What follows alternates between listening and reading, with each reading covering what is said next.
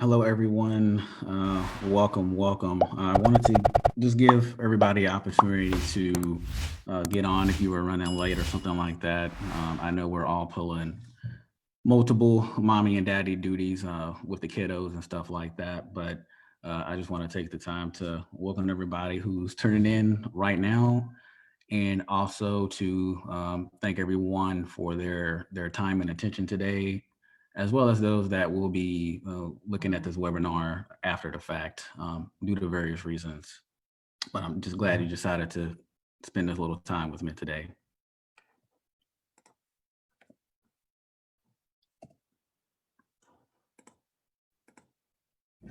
All right, so some disclaimers. As you can tell, probably by the music in the beginning, this isn't your average webinar. Sometimes some things can get kind of boring, but that's definitely not me. I like to liven some things up a bit, and so we tend to feed off each other. And one of the things that I do to kind of get hype is listen to some music. So again, just bear with me in that regard. So some disclaimers that I would like to kind of just clear the air with. So the views expressed in this presentation are solely mine, and they do not necessarily reflect the policy or position of the U.S. government, Liberty University, Southern New Hampshire University, or Talladega College. I get a lot of questions on if I am like a rep for QSR International, which is the company who makes NVivo, and I am not employed by QSR in any fashion. What we're going to learn today, webinar 1 for QRE, is we're going to learn the different views of NVivo, learn the vocabulary of NVivo. We're going to learn how to use a design framework. I know I posted that to the group several weeks ago, but I did post in a file section and updated copy. You're going to learn how to import files. You're going to learn how to import bibliography packages such as EndNote and Mendeley. I prefer Mendeley, so when we go and do the demonstration, it's going to be from Mendeley. You're going to learn the basics on how to transcribe an audio file within NVivo in case you want to do that instead of hiring a transcription service. And if you really want to transcribe yourself, you can. I'm going to learn the basics of coding. I'm not going to really show you how to code in this webinar. That's in webinar 2, but at least I'll be able to explain things a little bit to you, just so you have a very solid foundation about how to set up your node/code structure. We're going to learn to use your coding stripes, the highlight tool, annotations, and you're going to learn how to create and link memos. And again, there's going to be very brief demonstrations, which is why I want to have several different webinars. So if you kind of get lost, then don't fret. Just go back to the video and watch. But for the sake of time and to ensure everybody can ask questions at the 30 minutes, then that's why I'm kind of limiting in how I demonstrate things. And last thing we'll learn today is learn how to create and the purpose of using a mind map. So a little bit about me. I am an adjunct professor at Liberty University, Southern New Hampshire University, and Talladega College.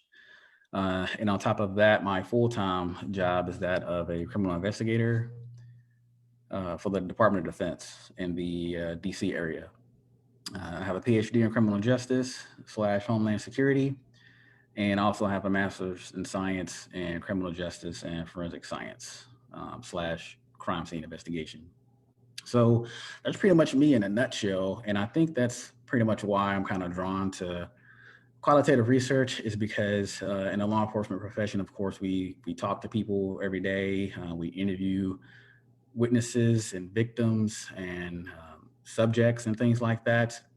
And I just think it's kind of in line with my ontological viewpoints and perspectives, in that in my day-to-day, I ask questions to determine if somebody committed a crime or not, or if a crime has been occurred or something like that. And in qual research, you're still asking questions, but you're asking questions to answer research questions. So to me, they're kind of in line, and that's personally, that's kind of why I think I gravitated more towards qual research methods than quant, but that's just me. I consider myself an early career researcher. I published numerous articles, and I definitely consider myself very proficient in NVivo. And I won't rattle off all these certified user courses, but I've definitely been using NVivo for a while. But my first use of it was in my dissertation. And I guess the main thing is I love to laugh, and I love to make other people laugh, sort of speak. So sometimes you can kind of feel like this when you deal with QDAS. What in the world am I doing? I don't really know what's going on. There's so many to choose from. Why should I use NVivo compared to something else? And, should I spend my money on it? And hopefully by the end, maybe not by the end of this webinar, but hopefully by the end of at least the third webinar, you can kind of have a better idea on, which direction you want to go. But don't be intimidated by QDAS.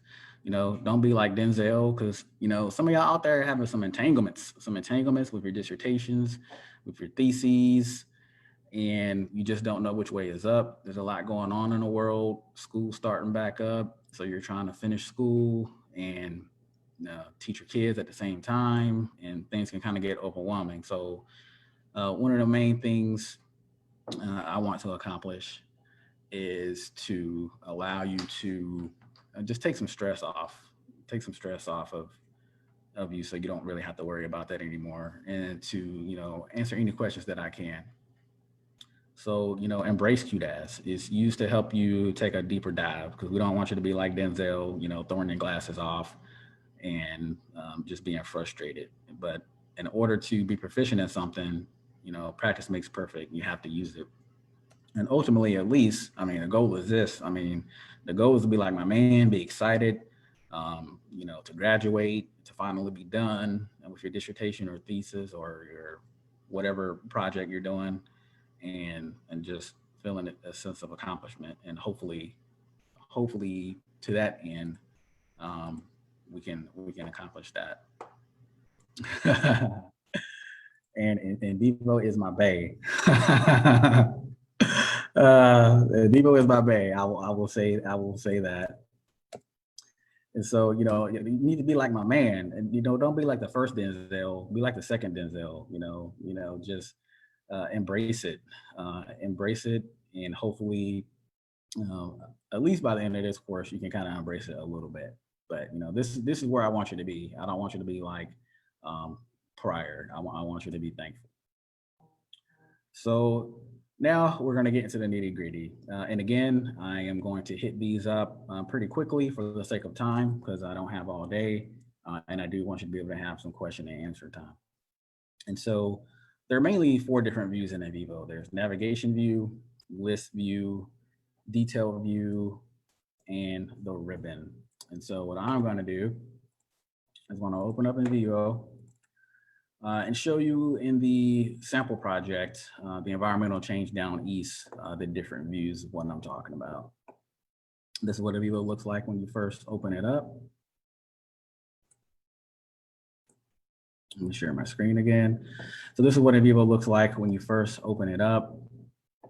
You can have your recent projects here, but I'm going to open up the environmental change down east project. Give it some time and boom, you're ready to go. So this area right here is your navigation view, okay? So as the name implies, this is kind of where you go to navigate the majority of things inside of your specific NVivo project. This area right here is called your list view.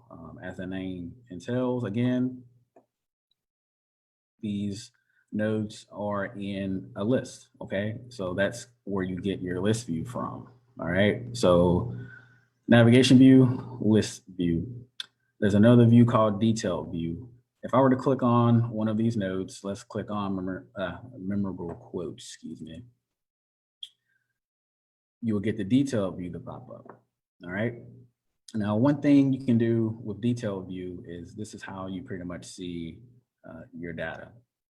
A pro tip, if you're not really used to it, because not many people know, is if you right click here on a tab, it just so happens that I'm in the node section, but this applies to anything. If you undock it, because sometimes you need more workspace than that, because I'm a little OCD and I want to be able to move things around and maximize things. I won't maximize it here because if I do, then I'll lose a little X because we're on Zoom. But if you maximize it, it'll take up your whole screen and you can enhance your workspace, especially if you're working on, two different screens. You can move this over to another screen or something like that. And it can definitely prove to be beneficial. Last view, really, not really a view, but just something as far as vocabulary is concerned, is the ribbon. So this here is your ribbon, okay? And this is usually where you access most of the things that you need in NVivo. This is how you import, create memos and nodes and things like that. So when I say ribbon, this is what I'm referring to.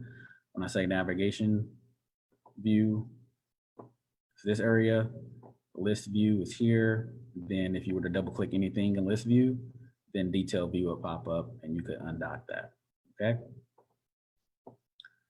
But one thing I would be remiss if I didn't mention is this is your status bar section. So if you're kind of wondering what that is the status bar.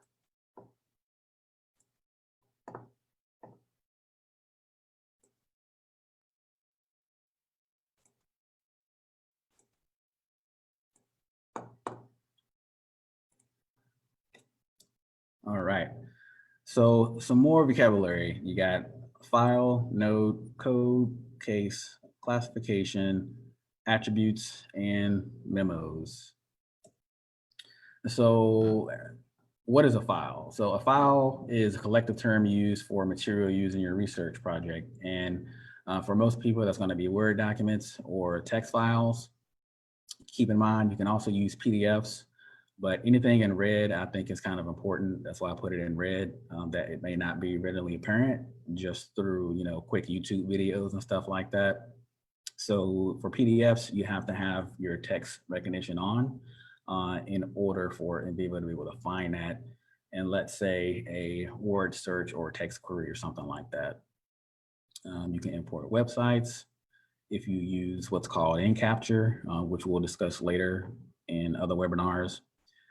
Social media, data sets, images, and audio. So a file is pretty much anything that you'll use for your project.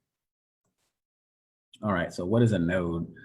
So when you code in NVivo, the spoken data is stored in nodes. And so as of the March version of NVivo, so March 2020, we don't really call a node anymore. I know it can be kind of confusing, so just kind of bear with me. But if you're using the new version of NVivo, then a node is not a node anymore. Then it's just called a code, because I think that we as researchers came together and said, look, this whole node code thing is kind of confusing, and I don't really know, which one to use. But for my purposes, since I'm using NVivo 12, I'm actually just going to use node instead of code. And you may just also hear node as a bucket in which you store data. And again, I put that in red, that little disclaimer, which is the difference between the March 2020 version of NVivo and the NVivo 12 Plus or Pro version.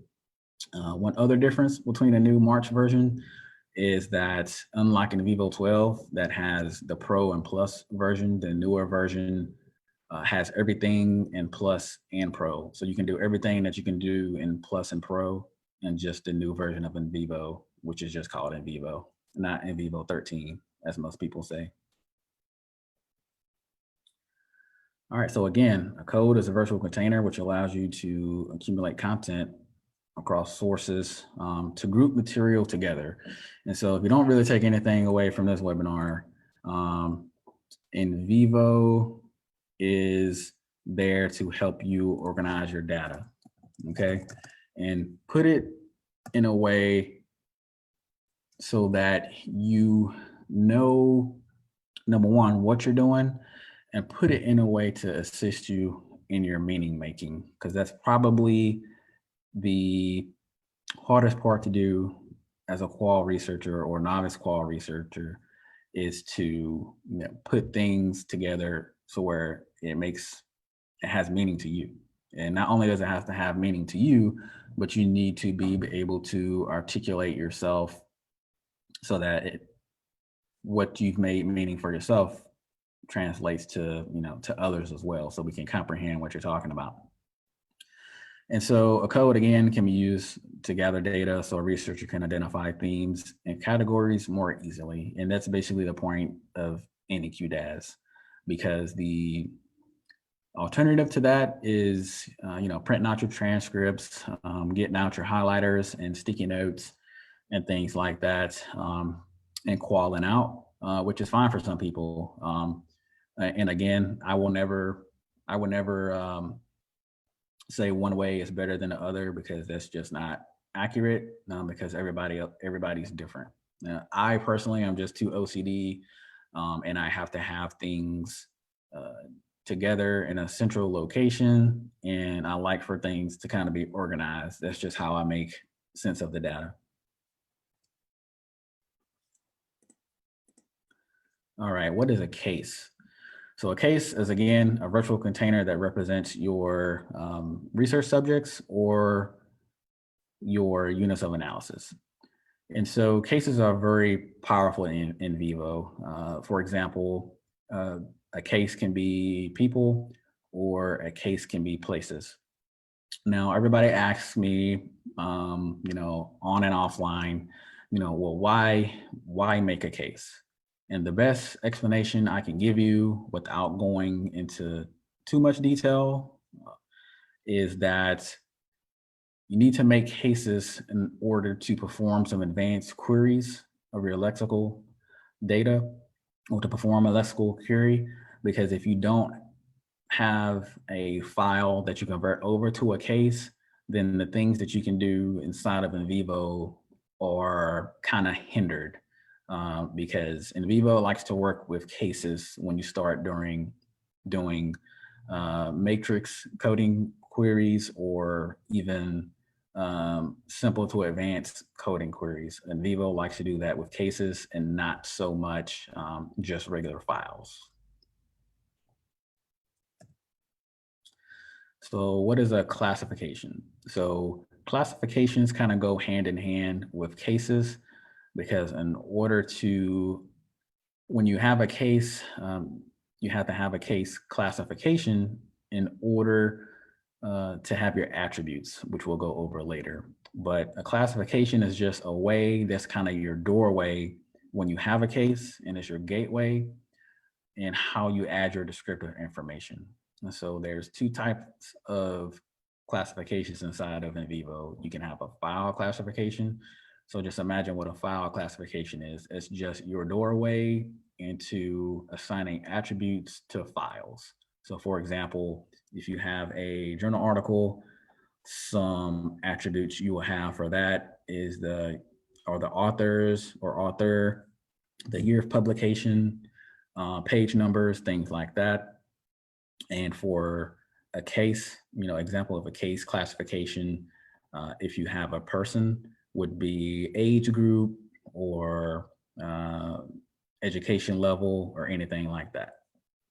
But generally, or broadly speaking, there's only two types of classifications inside of NVivo, and that's a file classification and a case classification.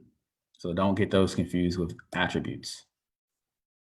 So attributes are your descriptors, and they're oftentimes referred to as your variables or your characteristics.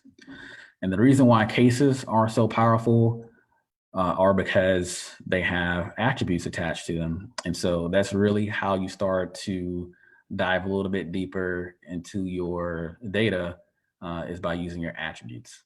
And so some examples of some attributes are age range, and I have age range in red, because a common mistake that people do is that they just record the age of someone generally or specifically. So, 36, 55, 65, or things like that. They'll assign that to a case. And a case would be typically, in that regard, your interviewee or your participant.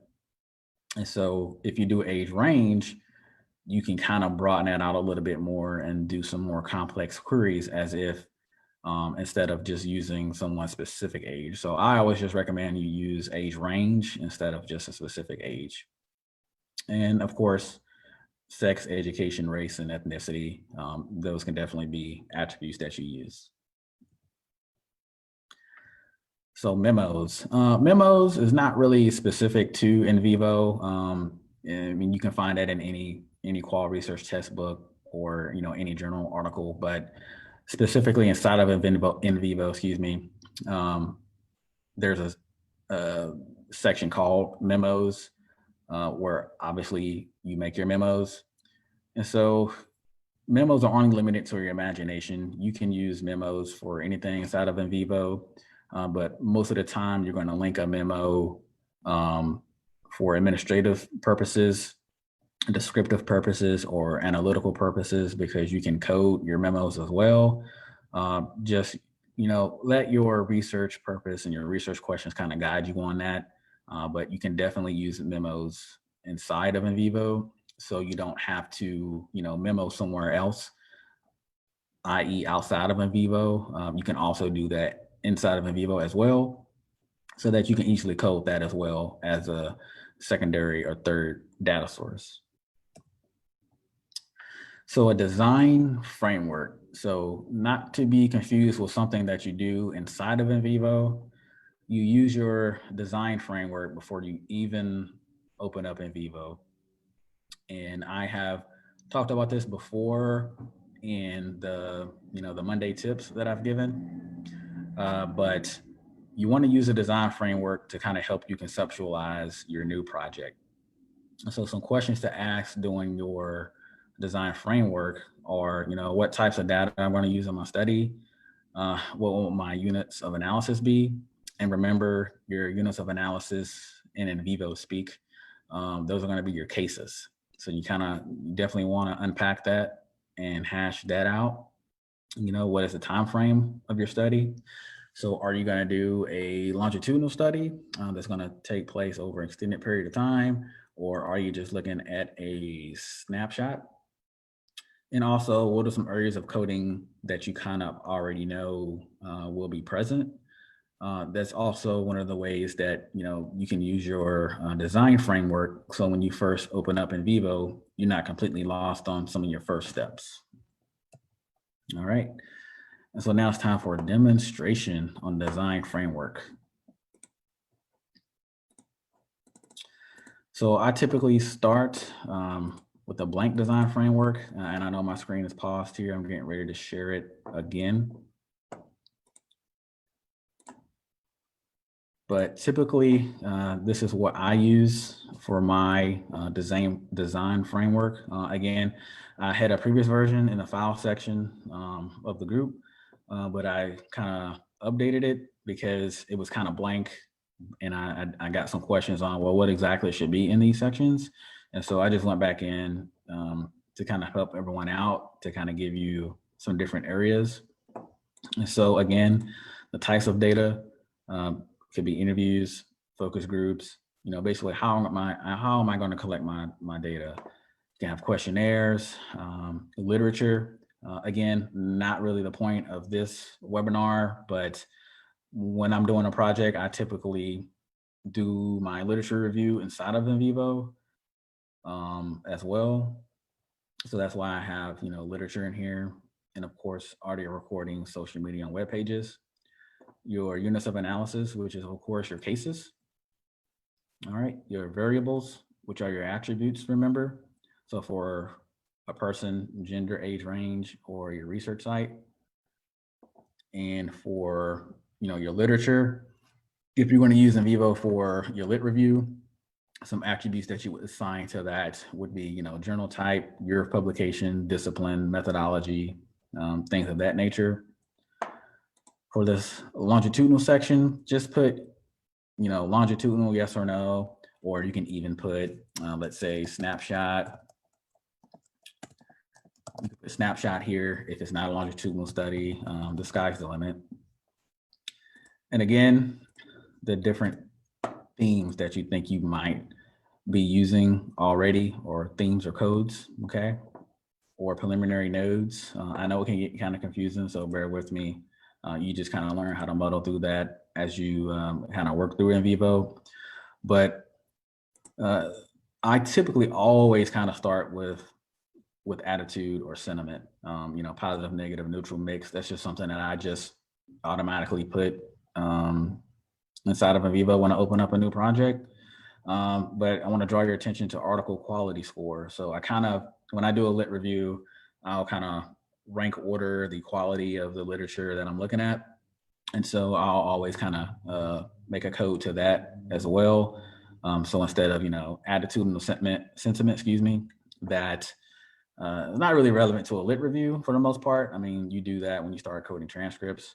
I'll definitely usually assign an article quality score and just change, you know, positive, negative, neutral, and mixed. But this is basically your design framework. And again, you use your design framework before you even open up NVivo. So resist the temptation of once you get the license for NVivo, whether it be through your school or if you actually buy it, resist the temptation just to open it up and start playing with it. You know, if you're doing a legit real study, kind of take some time to conceptualize that out.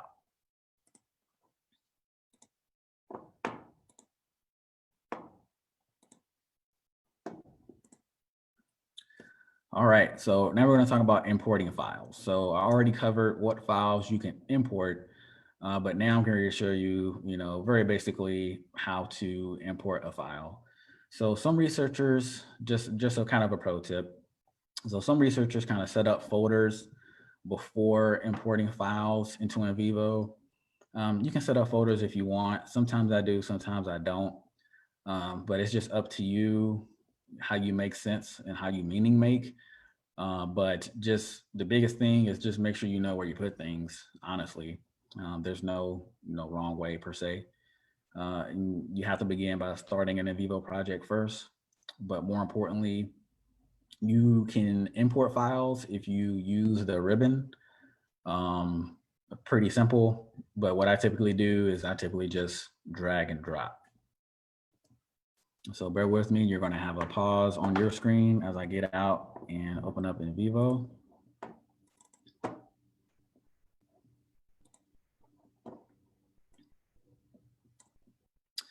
So now I'm going to close this project and open back up NVivo. And I'm going to use a test project just so you can see it from start to finish. All right, so what I've already imported is I've already imported an audio file, but that's not what I want to show you. What I want to show you is how to basically import a transcript. So let's say, again, this is the environmental change down east data. This is not real data.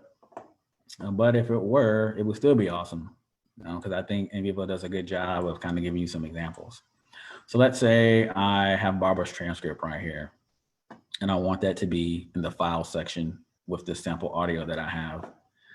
So what I would do, if you wanted to make a folder, you can just right click, you can click new folder here, and let's name it interviews. Okay, so now I have a folder called interviews. So all I have to do is several different ways, but again, I just find it easier if I just drag and drop, boom. And now I get a prompt saying, hey, the name of this is Barbara's transcript. Are you sure you want this to be in files in the interviews folder? And I'm gonna just accept it. And boom, now I have Barbara's transcript in my files in my interviews folder, okay? But keep in mind, I have the sample audio which is also an interview. So it's not just a song, it's an actual interview. And you go, oh man, well, I wish I would have made a folder so that it had sample audio as well. So the beauty of any QDAS is you can always undo something. So if I wanted to undo what I just did, you can hit undo, just like Microsoft Word. Or if I wanted the audio to be in interviews too, all I would have to do is drag and drop that to the interviews. It goes away from files, in general, and then it goes into this interviews folder that I created. And now I have both of them together because, for example, this sample audio would be the audio for an interview. Let's say it's Barbara's transcript or Barbara's audio. And now this is just Barbara's transcript from her audio, if you want to think about it that way. And now if I just open up this transcript, again, detail view opens up and you can just scroll up and down Barbara's interview, okay? And if I wanted to, I could close this out. And so for any file, anything whatsoever, you definitely just want to get to detailed view as much as possible, okay? And again, once you upload something like that, if you click to edit, you can't do anything. So you have to always make sure that you click to edit if you want to, attempt to change something. But again, I could undock this as well.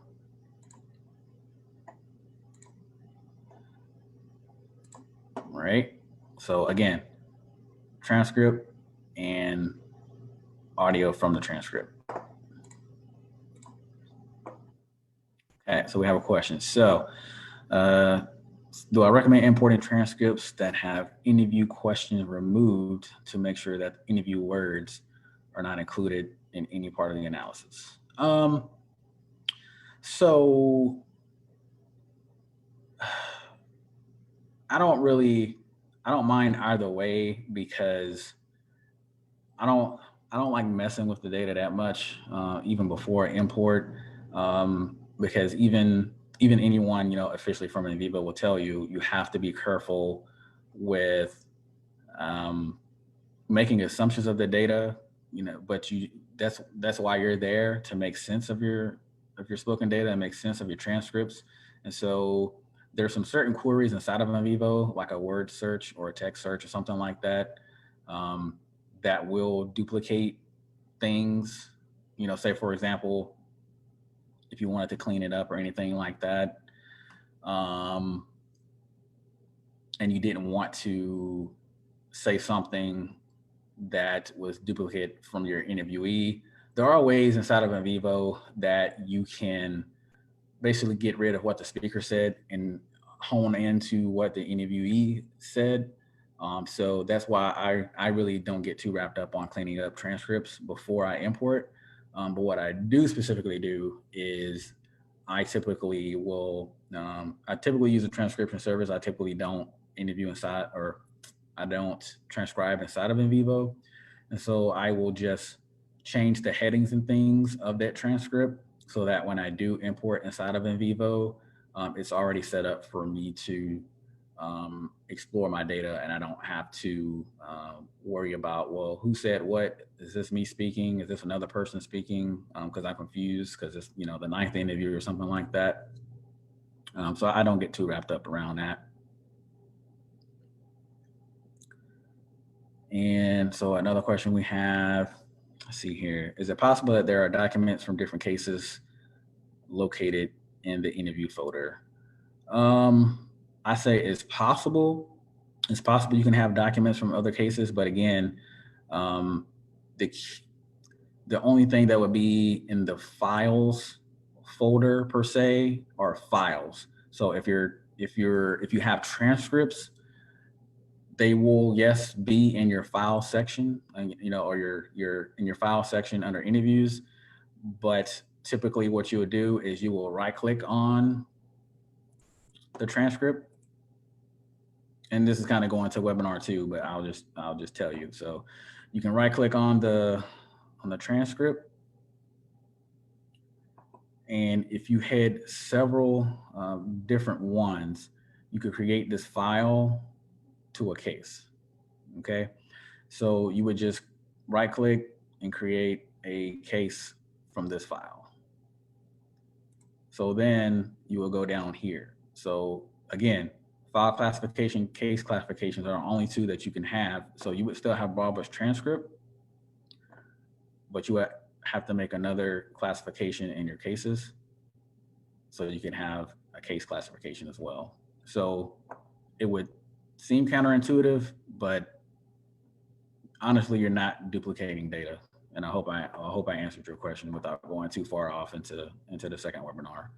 But it won't be duplicate data. It'll just take the data from here and basically mirror it. So you won't have two of the same thing.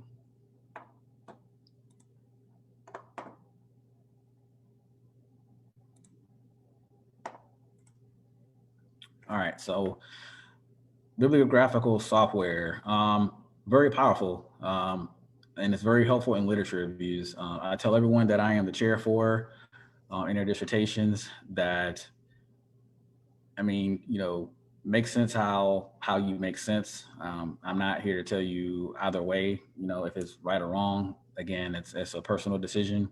But for me, you know, putting something in bibliographical software is helpful. But what I personally typically do is I don't really use bibliographical software. I did for my dissertation, but I typically don't use it anymore for the most part. I typically just use a lit review matrix. And there's a way that you can import your lit review matrix that basically, I mean, you have to set it up right, but it pretty much does the exact same thing as your bibliographical software. The only caveat is you would have to drag and drop all of your articles that you have found inside of NVivo into files instead of that bibliographical software already including it. And so it's just one step, drag and drop, nothing crazy that I don't mind doing. And so NVivo can import bibliographical software from EndNote, Zotero, RefWorks, or Mendeley. I prefer Mendeley for whatever reason. I mean, when I was trying them out in the dissertation phase, I just kind of clicked with Mendeley. And so one thing to note with with bibliographical software importation is that memos are automatically created by NVivo when you import this way. And inside of each memo, it will be linked to the journal article, which would be in a PDF 9 times out of 10. And inside of that memo will include the abstract, the keywords, and any notes that you made inside of that specific bibliographical software. And it'll automatically make a file classification. So you don't have to really worry about that. So it definitely does some work on the front end, so you don't have to do it on the back end. But what you want to do for whichever, you know, EndNote, Zotero, so whatever software you use, you just want to make sure that you export the correct file. Either XML or a RIS file can be imported into NVivo. And I am getting ready to demonstrate this. So I'm getting ready to exit out this. And I'm going to start from, you know, start to finish, just so you can kind of get a general idea. So you know what I'm talking about. So let me minimize this. Excuse me. So let me open up Mendeley and give it a second.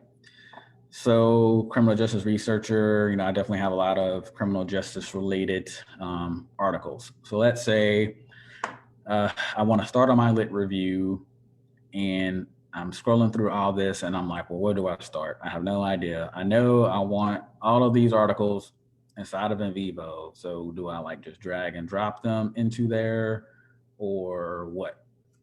But the easiest way, now this is dependent on your version, but do whatever you need to do to be able to export all of these. And then just in Mendeley's case, you know, click on one, hit shift, and then click on the bottom so you get them all.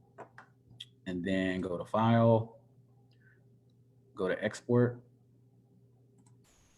All right, and one thing, so I don't want to use this bibtext. All right. What I want to use is I want to use a Riz file. All right. And I want to save it to my desktop. And again, don't forget where you put stuff because that's definitely easy to do. But so I'm going to put this export of all this information in Mendeley into my desktop. And I'm just going to hit save, and Mendeley does it pretty quickly. You don't really have to kind of think about it. And then if you notice, you'll have this My Collection. You could have renamed that when you put it on your desktop. I just didn't. So now I want to import this file, right, this export file into NVivo, which is very easy to do. So let me open up NVivo. All right. I'm going to go to import.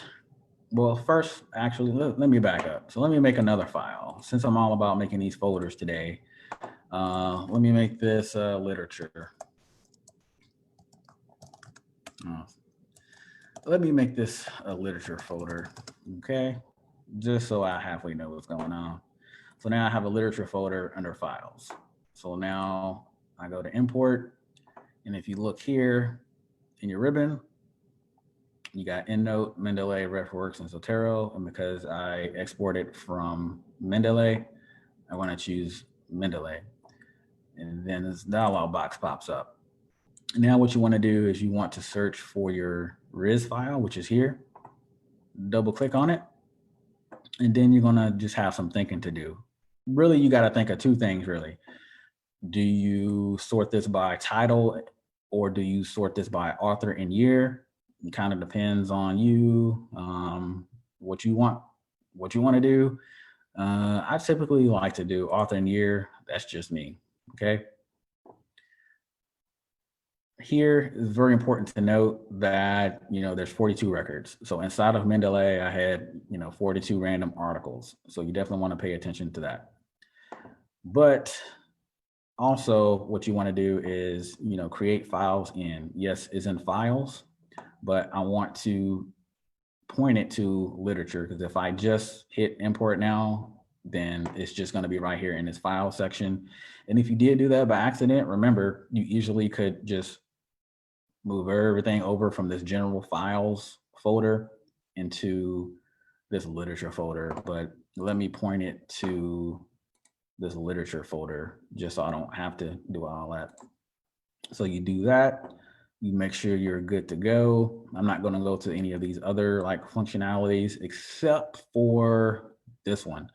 So let's say you didn't want to import memos from your bibliographical software like keywords or your abstract, because I told you when I import this, anything that's an abstract or identified as an abstract or keywords underneath the abstract or any notes that you made inside of the software, that's going to import over as well. But for whatever reason, if you didn't want that to import, I don't know, maybe you want to copy and paste something from somewhere else and you didn't want to duplicate efforts, then you would just use that. So if I hit import, it's rocking and rolling. Look at your status bar, okay? That's going to tell you if you kind of messed that up or not. It's going to take some time depending on how many files you have. But once I get to 42, you will see, and it's going to be your computer speed dependent. I have a Surface Pro i7, so older model computers are less i5 processors and maybe a little bit slow. But you will notice now you have 42 items again in your list view. So again, it imported the PDF. That's nothing I did on my own. That's just something that's attached to that exported Riz file. And if you see here, right, you have your memo. So let me just open up one. So this was a seminal work on understanding inequity, having to deal with the organizational justice theory. Stacey Adams was a seminal author for that back in the 60s. And it's just one that I use for my dissertation. So if you open it up, you go, boom, here's my research article, and you can go code this out as much as you want to. But let me exit out of that. What I really want to show you is your memo link, okay? So in order to get to this memo link, so what a memo is, I should probably tell you that, is when this little yellow square looking Rolodex thing is what I call it, with a green link to it, that's a memo. So that green link means there's a memo linked to this article. So to get to that, because I just showed you, if I double clicked on this, the article opens, but you don't see the memo. And easy peasy, all you have to do is right click, go to memo link, and go to open linked memo, and boom, there's your memo. Okay. So it'll have your abstract information. You can see here, here's the abstract. Just a general default message here that it'll just tell you like when you imported this. And then again, like I said, it'll have the keywords right up underneath the abstract. But again, boom, let's go back to those Monday tips. So let's say this wasn't literature or something like that. Let's say this is just some random memo that you just created for whatever reason. Don't forget to hit Control-Shift-T. All I did was hit Control-Shift-T, and boom, there's the time and date already. And you don't have to worry about, typing everything and misspelling things. All I did was hit Control-Shift-Time. So Control-Shift-T, sorry. So don't forget you have that at your disposal. Also, it already made a classification system to each file. So it created a classification called reference. So if I hit this plus bar and I go to that first article that I showed you, the 1963 article, it already creates the attributes. So basically you're doing all these attributes by default inside of the software. You just don't know it. And you just really didn't know that vocabulary of really what you were doing as far as what an attribute is. But again, that attribute is assigned to that file classification of reference. And so you're gonna have your reference type, your year, title, you name it. And NVivo automatically assigns these attributes because, it knows what you're gonna pretty much need for a lit review. But some of these you don't need, like tertiary title, edition for the most part, because that deals with test books. You don't really need all that. And so you can easily get rid of those, but that's not really the point of this webinar. But again, these are how you get to your attributes, and that's just the power of NVivo. It pretty much kind of sets things up for you, but not really, because remember, you're the one doing all this work inside of your software. You're just importing it into NVivo, if that makes sense. So I got my interviews here, then I created that folder for literature, and all my literature is here, so that if I wanted to start coding this and doing my literature review inside of NVivo and exploring that data and trying to find a conversation that's going on my topic, I can definitely do that.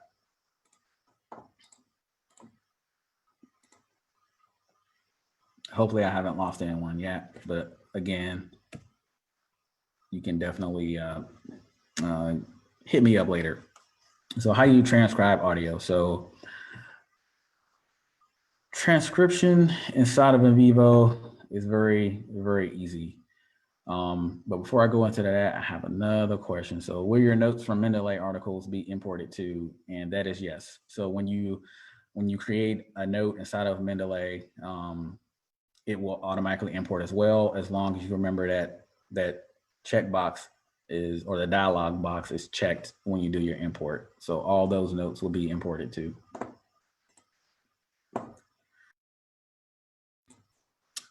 And so several different ways you can transcribe audio. Again, I use a transcription service. There's plenty out there, but if you really wanted to, let's say you did a focus group of 5 people and you were pressed for money. Many people are now, are faced with layoffs and things like that, and just money is just tight. If you got to pay your lights or pay somebody to do your transcription, you're probably gonna pay for your lights, I would think. And so one thing that I just want to reiterate is that it's very time consuming to transcribe audio, especially if you have a large amount of transcripts of audio, I mean, it's gonna take you some time. So I would just say, as a novice qual researcher, kind of factor that into the equation of when you think you're gonna be done, because I mean, it definitely takes some time. So you can transcribe it yourself in NVivo. You can get a transcription service to transcribe for you, and then create a Word document and import that Word document as a file into NVivo. And now you can actually upload that file to NVivo, but you have to create an My NVivo account, and QSR will actually transcribe it for you. When I say transcribe it for you, I mean that there's going to be automatic transcription, so a human doesn't really touch your data. But I mean, again, and that's better than kind of starting from scratch, doing it yourself. But you can definitely pay QSR to do your transcript for you from your audio.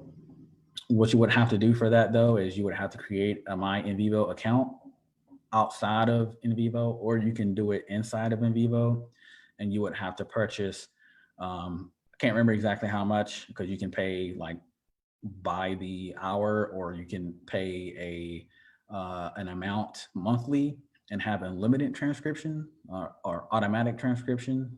Again, the dollar amount escapes me, so you have to just research that at your leisure. But you would have to purchase those credits before you would be able to use this feature.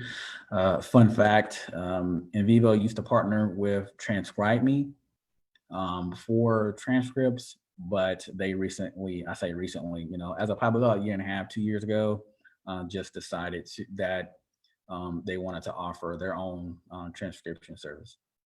But with your My NVivo account, if you have QSR transcribe it for you inside of NVivo via automatic transcription, you still have to do some cleanup work, because your audio quality and the amount of people that are speaking in your interview, definitely probably not good for focus groups, but one-on-one interviews, I would probably go for it. You do have to do some cleanup, but again, it's better than starting from scratch.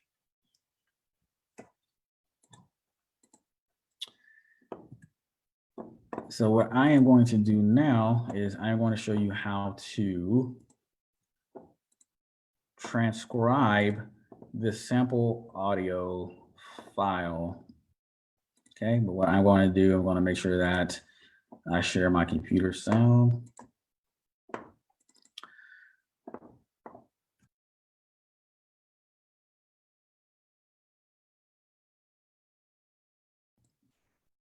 All right, so say this was Barbara's audio from her transcript. So say this transcript wasn't here, okay? Just double click the audio and list view, and maybe you can hear it, maybe you can't, but let's say I wanted to undock this and play this audio.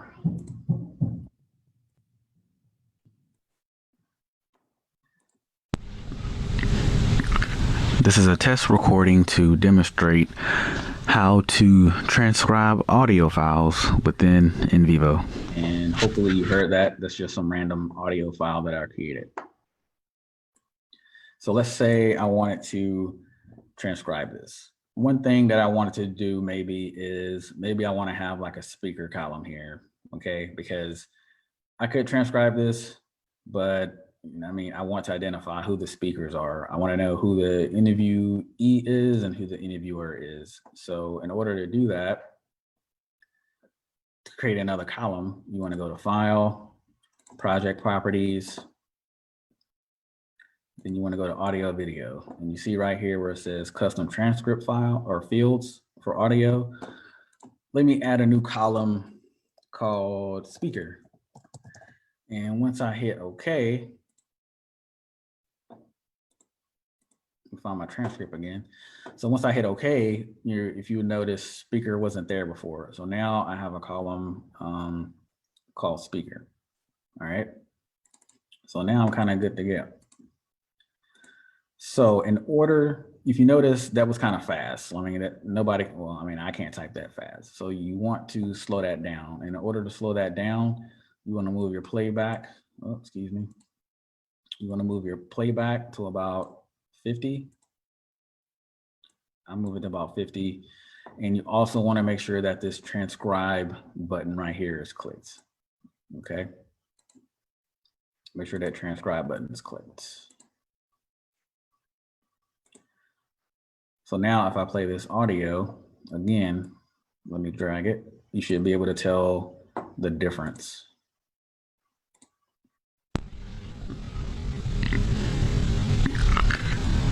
This is a test recording to demonstrate how to transcribe audio files within NVivo. Okay, so now you notice, boom, it went from 0.00 seconds to, you know, the total amount, which is 11.1. If I would have hit stopped, so if you hit play and pause and then play again, I have it to where it skips back to 7 seconds. Let me stop it. This is it. So you have to enable the skip back function when you do this, and I'll show you how to do that in a second. But what I want to really reiterate is if you hit pause and play, pause and play, that won't really do your timestamps. How you start and end your timestamps is by hitting stop. So if I would have hit play, it would have started at 000. And if I would have hit stop where I stopped speaking, then this timestamp would be different. It wouldn't be 11 seconds because that's just the total amount of the entire file. NVivo recognized that that was the entire audio. So it just went ahead and made it, 11.1 seconds.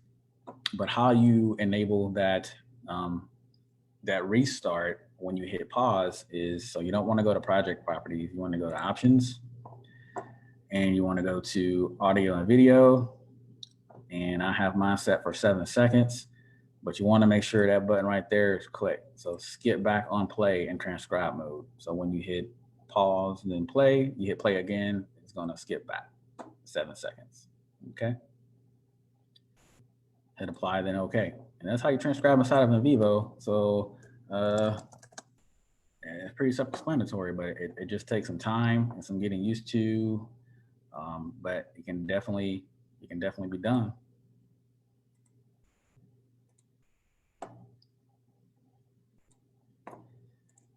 So we got a question coming in already.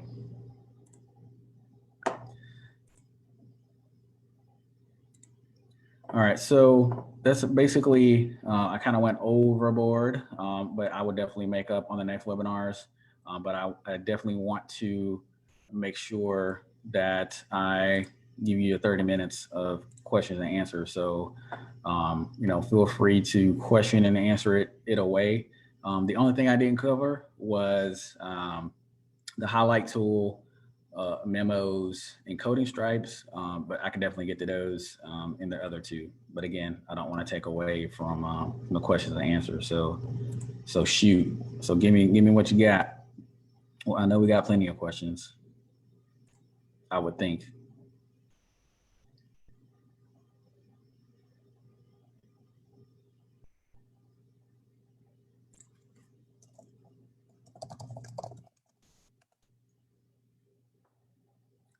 So Crystal, just let me know what questions are out there.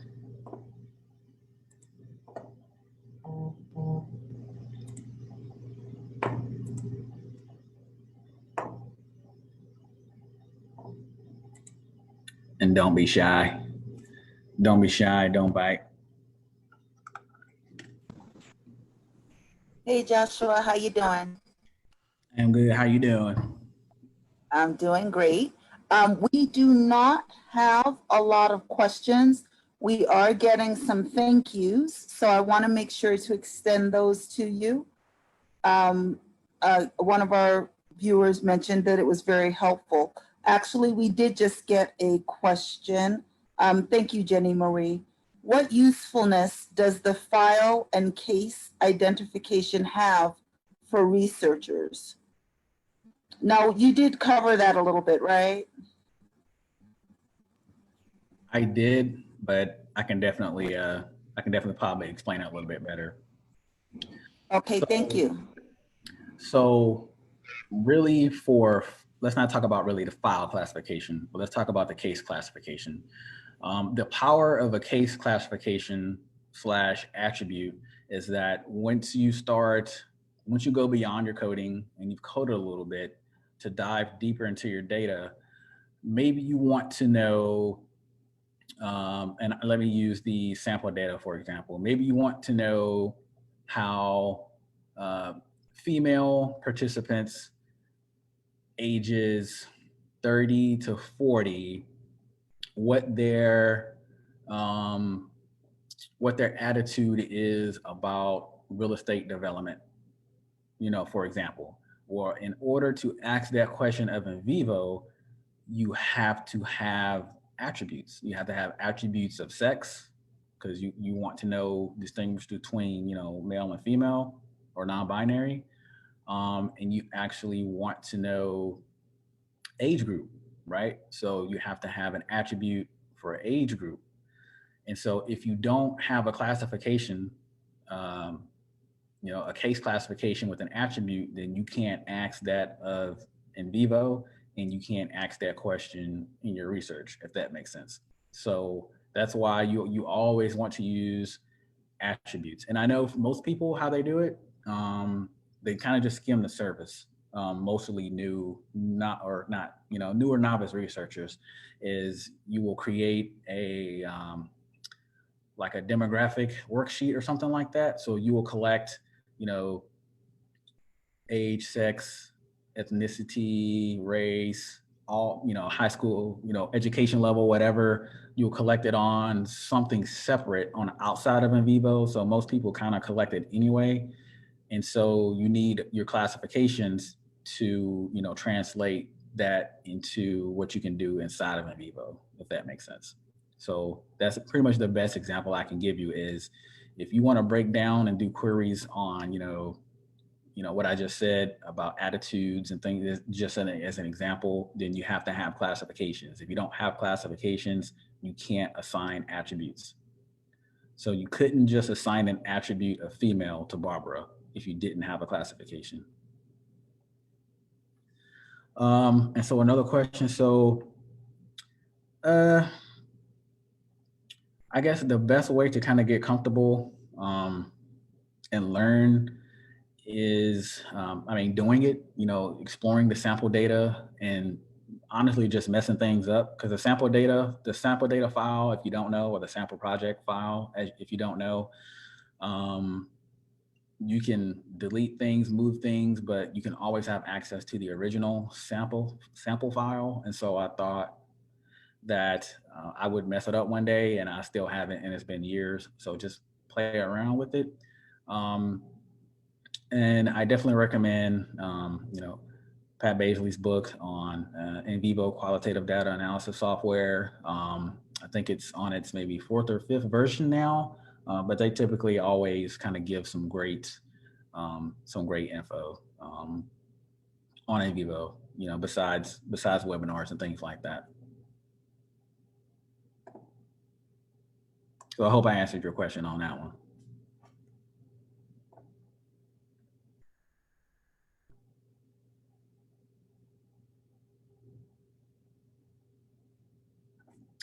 And so, Mary Beth, you stated the left rail vertical options are different, and you have NVivo 12. And so what I think that is, I would have to look at your screen, but there is some slight difference between NVivo 12 Plus and NVivo 12 Pro. So let me kind of just show you what I'm talking about. If I exit out of here. And so you can't it can kind of get confusing. Like I am very much aware, but you will see NVivo 12 here. But I have the plus version and you have the, I mean, maybe you have the pro version and maybe I'm completely off base in what you refer by left rail. But this will look different. Your navigation view will look different because remember, this is your sample project data.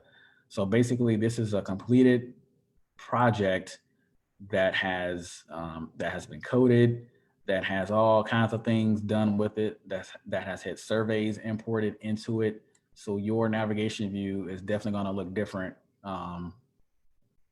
than the sample data. And I think that's what you're talking about, but that's why it's going to look different. It shouldn't look that different between the plus and pro version, because the only difference between the plus and the pro version mainly is your auto coding feature. You don't really have that with the pro version, but you do have it in the new NVivo. So I hope I answered your question on that one.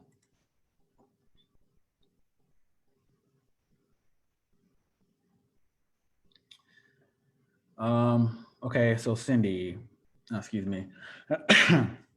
So do I recommend getting the NVivo subscription before it's time for data collection? So like I said, not going to sugarcoat it. I use NVivo for my lit review, and most dissertations you do your chapter 2, and so you're required to actually at that point get the license before you start data collection, because that's how you're going to do your literature review for well, not you personally, but that's how I usually do it. So I would recommend the sooner you get the student license, and I want to say I just looked it up the other day, it's like $98. The sooner you get a student license for $98 for like a year, which is, I mean, plenty of time for the amount that you can do for it. I would recommend that you, I mean, at your earliest opportunity, you know, maybe not in chapter 1, but as soon as you get your chapter 1 approved, definitely open up NVivo, get the license. Definitely stay tuned in to the 3rd webinar where I talk about how you can use NVivo for your lit review. And I think you'd be better off, because that way you would have had the opportunity to open it up and touch it and kind of peruse through it. And you feel a little bit more comfortable in chapter 3 and 4 specifically, because you're just a little bit more familiar, because there's a lot of other things you're going to have to be kind of figuring out for the first time. You know, what recording device are you going to use? How are you going to recruit people? And you may be even just nervous talking to people like that. You know, I mean, some people are shy and they don't want to talk to people. So there's a lot of other stuff you're going to have to overcome when you get to that point. And so if the earlier you can touch NVivo, the better. So you won't have that anxiety of now I have to learn, you know, this whole software, and, you know, me finishing on time is incumbent upon me knowing how to use NVivo, and you start catastrophizing. So it just helps the anxiety a little bit the earlier you touch it. So the author of the book, Pat Baisley. There's another author, and actually I have them cited in this PowerPoint. So let me just go to the end. This is the outdated version, but Baisley and Jackson. I know I was forgetting her name. So Baisley and Jackson. So they have a newer book out. I want to say like 2019, 2018. But it's either the 3rd or the 4th edition for NVivo, and they're very well known with NVivo. They've been with NVivo since before it was called NVivo, you know, since the 90s. So they are definitely well versed.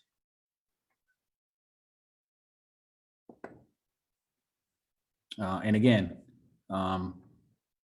you have to be invested. You have to be invested and want to read up on things so that you can become more proficient at it. All right, what other questions we got? Because we don't have any other questions.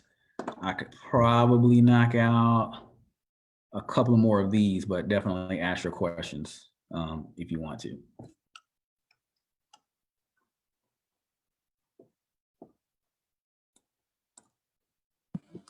Okay, I have one. Bear with me. I have one from Jenny Marie. Is the NVivo lit review information included on your PowerPoint And will we have access to the PowerPoint? So it will not be on this PowerPoint. It will be on the third webinar PowerPoint, but you will have access to this PowerPoint because I'm gonna just save it as a PDF to the file section. And I wasn't gonna do it unless you asked me. So I'm glad you asked the question. So I will, I'll save these slides and I'll put that in the file section in a group shortly after the webinar is done. So you at least have this one. But you won't be able to have like a sneak peek for the lit review one until the third webinar. I don't want to give you too much information all at once. You just have to stay tuned. I just want to share with you that Cindy and Joanna said that this has been really helpful. Jenny Marie extends her thanks. Such great information. So I wanted to share those kind words. Mia also extends her thanks. So we really appreciate you. All of Qualitative Research and Education appreciates you. We know and appreciate all the time that it took to put this together for us. No worries. My pleasure. My pleasure. My pleasure. You got to lift as you climb. I mean, I was there too, trying to figure this out. So everything that I say is from experience. All the examples I give are from experience. I mean, I was that way. I was like, I got to figure out, how I want to collect my data, how I want to analyze my data. I've never interviewed, I've interviewed people before, obviously for my job, but it's just different, when you're actually doing research. You start catastrophizing and you go, well, maybe I won't get all the interviewees, maybe they'll back out and I won't finish on time and I don't want to pay another year tuition because I can't find people and because I don't know how to work NVivo or, Max QDA or Quarkus or whatever else you're using, and you start catastrophizing. So I definitely just wanted to relieve some stress as much as I can for free in that regard, because everybody's got a lot of stuff going on right now and I appreciate it. My pleasure. Thank you. I also would like to ask, we do have a few more minutes left. Many people are just expressing their thanks in the comments. So in the absence of questions, would you mind giving us just a brief preview of the next kind of 2 webinars? Like what's a general overview for each of them?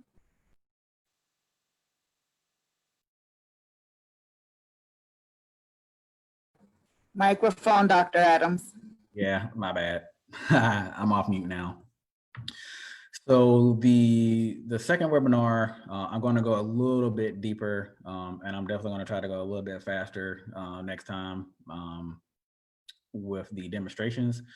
But that's where I'm actually going to show you how to code. I really didn't show you how to code on here, but it's pretty easy. But I'm definitely going to kind of go over a little bit more on coding and give you some tips on how to set up your coding hierarchy so you don't really so you set off on the good foot instead of the wrong foot, and just give you some tips on how to do that. And we're gonna kind of start. And I think the second webinar is kind of where you will start to realize. I forget whoever had the attribute / classification question. I think you will kind of see once I actually run some queries why file and case classifications are very important.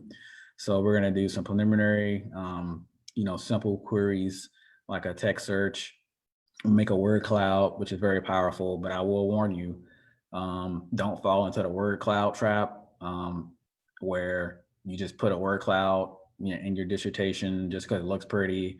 Honestly, I can't really think of a good reason why you would put a word cloud into anything. Word clouds are awesome if you're trying to get a lay of the land and kind of see what's going on in your data. But just me personally, I don't really see the value in putting like a word cloud into a dissertation or thesis or a manuscript for peer review publication, honestly, because it's just words. Like, don't fall into that trap because they're pretty. I did it before, right? From experience, I did it.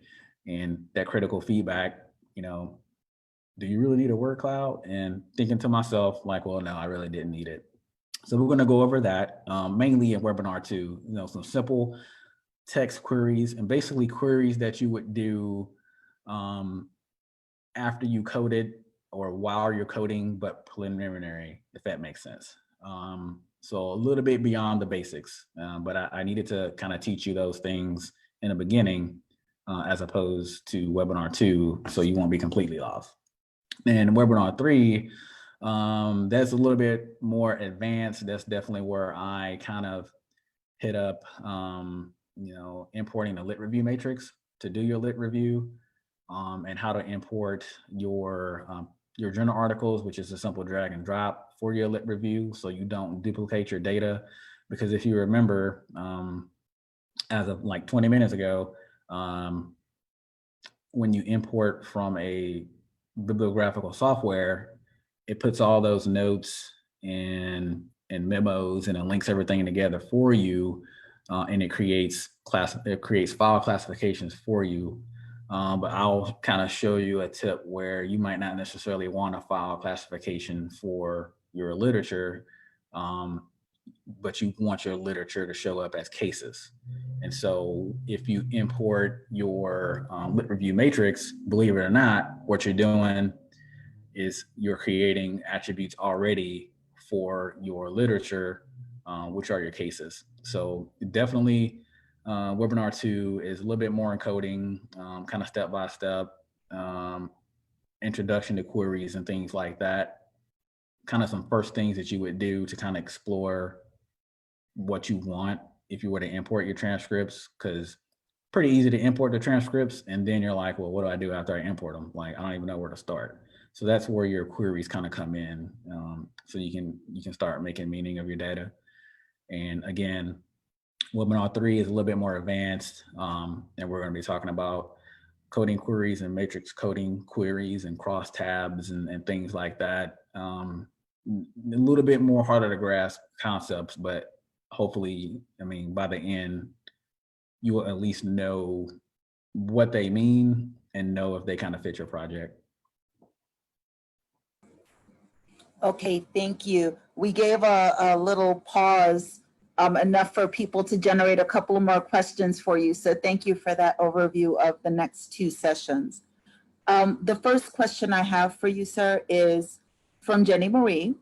And she says, if I have 3 different types of participants, students, principals, parents, is that file or case classification? Or I think there's a second part where she's asking, she says, I do want to classify by race, gender, age, etc. So, yeah, does that make sense to you?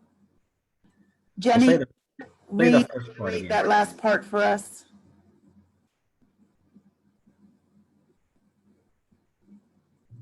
So let me hit up on the first part though.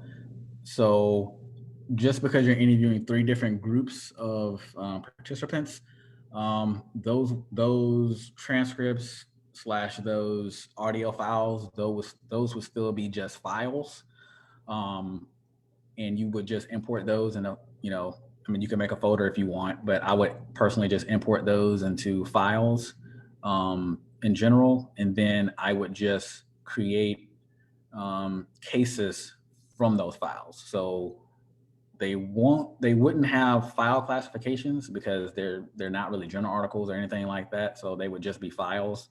But specifically for you, those would be more powerful if you use the case classification and assigned attributes to them. Okay, so she further reiterated, so let me go back. So the original question was, if I have 3 different types of participants, students, principals, parents, is that file or case classification? Her reiteration is, yes, I want to further classify each type, but I want to classify by role type as well. So it sounds like there's like some tiered levels of classification going on here. Right. So yeah, you still want to use case classification, but you just want to, whatever role you decide in whatever role you conceptualize, you would just make that an attribute. You would just assign each its individual attribute, and you'd be fine with that. All right, we have one other question and actually a comment. Thank you, Zafreen. Thank you for sharing your knowledge. I am curious to know, what are your thoughts about running the iterator reliability feature via NVivo?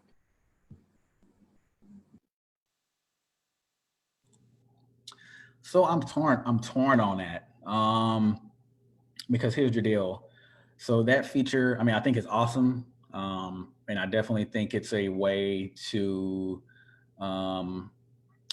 increase the rigor of your study, like if you use it right.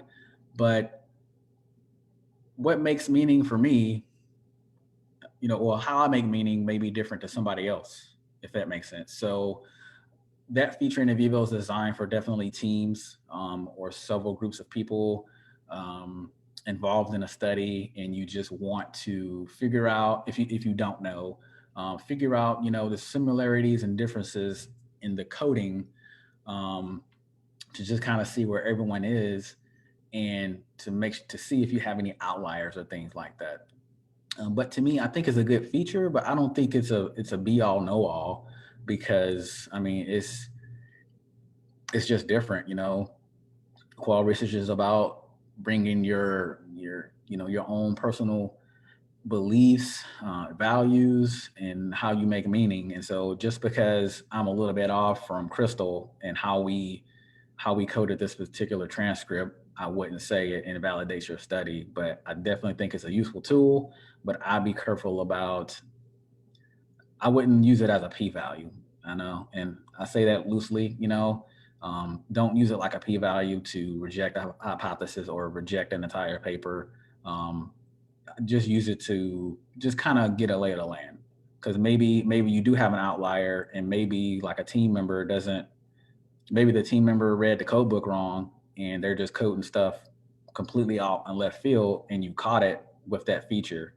That's really what I would use it for, instead of using it to aid in the credibility of my study. I wouldn't really use it in that way, if that makes sense. Okay, Collective, we have about 5 minutes left. We do have one item, one question. So we have about 5 minutes left. If you have something to ask, please go on and post it now. Dr. Adams, are you going to demonstrate how to do a file classification and case classification in your next webinar? I think I'm a bit confused between the two.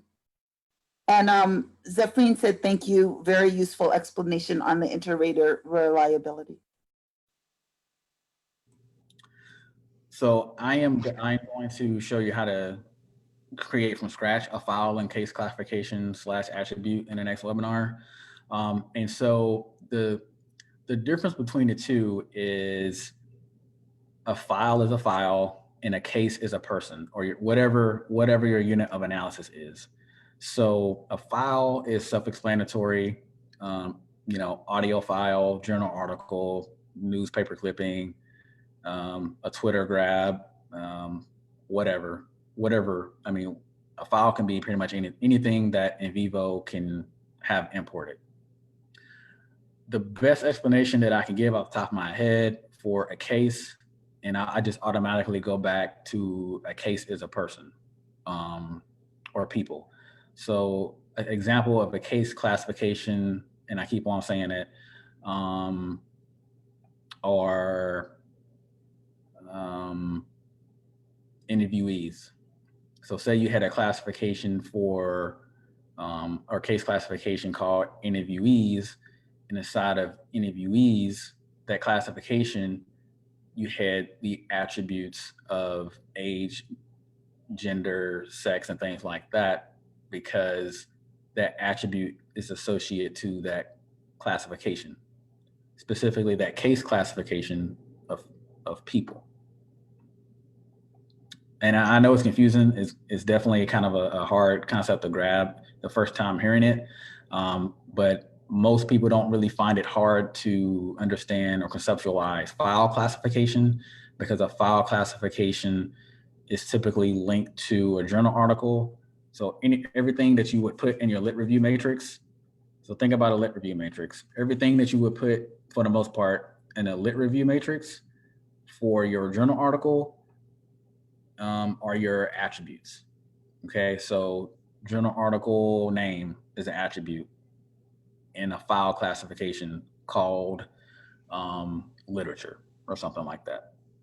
So, data publication, name of journal, methodology, data collection method, those things would be attributes assigned to a file classification called literature, and vice versa.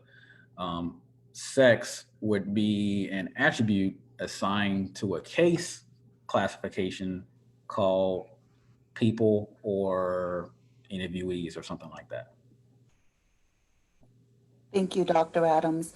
I don't know if this last question can be answered in our last 2 minutes, but if not, if you can give us an idea of where it might be in our future webinars, that'd be great. How do you upload a code book?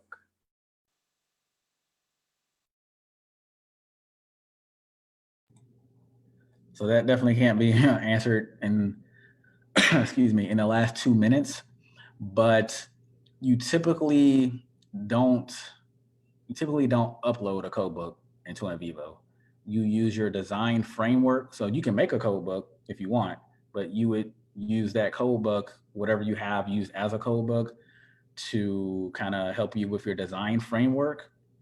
And from your design framework, or even from your code book, I mean, if you already have a code book made, don't necessarily need a design framework, you would still have to basically go in and make those nodes, unless you've already, what I know what some people do is they export a code structure from NVivo. So they basically make their code book, they basically make a project inside of NVivo where the only thing that they do is make preliminary codes or nodes.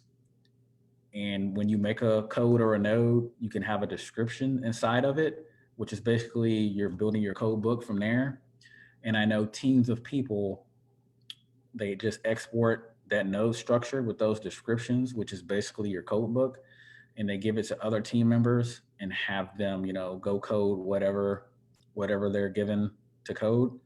And then there's a way in NVivo where you can import all of that back into one single project. So you can't really import like a whole code book per se, but you can definitely export a code book from NVivo, if that makes sense. And if you have a code book already, then just use that to help you with your node structure. All right, again, thank you very, very much, Dr. Adams, for your time and for such a thorough review. And we look forward to seeing you next week. We will get this webinar posted as soon as we are able, and much appreciation. No, my pleasure. I hope everyone enjoyed it, and definitely see you next week.